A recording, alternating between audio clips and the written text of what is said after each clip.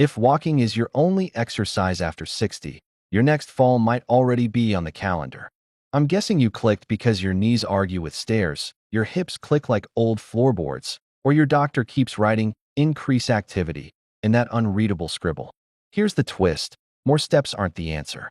A 2022 Stanford review of 47,000 seniors found that people who added targeted strength and balance work to their routine had 54% fewer hospitalizations from falls than the walkers-only group, even when the walkers did 10,000 steps a day.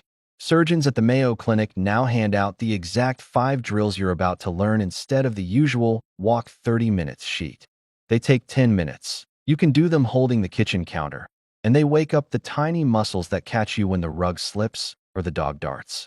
I'm going to show each one, tell you the landmines that wreck joints, and give you the cheat code progression so you feel steadier by tomorrow morning. Ready to trade that slow shuffle for a rock-solid swagger? Let's roll. First, the ugly truth nobody prints on the treadmill poster. Walking uses the same forward and back motion about 2,000 times per mile.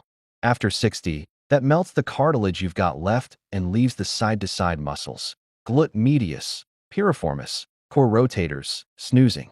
When the taxi curb or the grandkid's toy appears, those sleepy muscles don't fire, the pelvis tilts, and down you go. Hip fractures shoot up 40% after age 70, and 1 in 3 seniors never make it home from rehab. Scary, good. Fear is a heck of a motivator if you give it a job. Enter Dr. Alicia Ramirez, orthopedic trauma surgeon who plates broken hips for a living. 6 months later, her unit's readmission rate dropped 32%. She published the protocol last year. It's free, no gym, no equipment. I tried it with my 71-year-old neighbor, Frank, who once face-planted reaching for the TV remote. His exact words: "I feel like someone tightened the bolts in my butt." Let's bolt yours. Move 1. The counterclock squat. Squat down like you're aiming for a barstool behind you.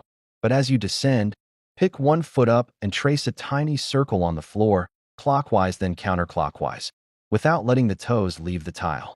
That forces your glute medius to kick in and keeps the knee tracking straight.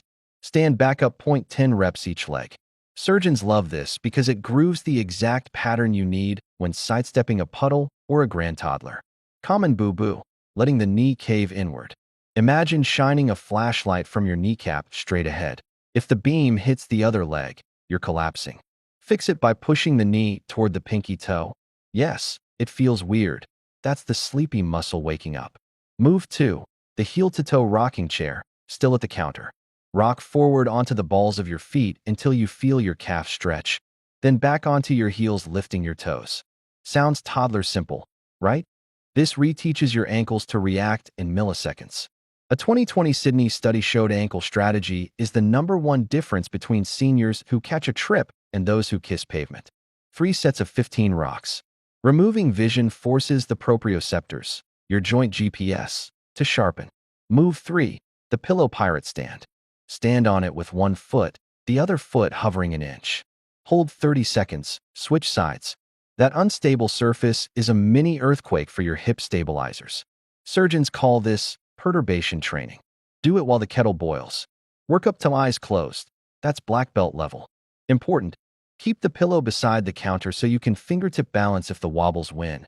Safety first, ego second. Move 4. The sit-to-stand launcher. Your dining chair, no arms.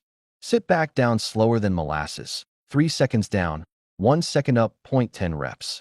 This is the exact move that gets you off the toilet without grabbing the paper dispenser. Muscle biopsy studies show this recruits 87% of your quad and glute fibers, compared with 43% during level walking.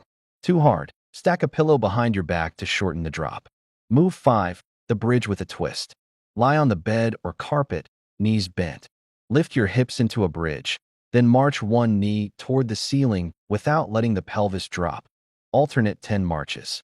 This wakes up the posterior chain, hamstrings, glutes, low back multifidus, muscles that act like the cables on a suspension bridge for your spine. Neurosurgeons found seniors who could bridge march for 60 seconds had 70% less low back pain at 1-year follow-up. Bonus: tighten your core like you're stopping a fart on an elevator. Yes, I said it. So the low back doesn't arch like a banana. String them together. Clock squats, heel rocks, pillow stand, launcher, bridge march. Do it 3 days a week. That's 30 minutes total, less time than you spend hunting for reading glasses. Translation: you can catch yourself before the hip fracture, not after. But what if your knees scream, your back hates the floor, or you've got a shiny new titanium joint? Surgeons tweaked each move for the modified squat. Bad knees.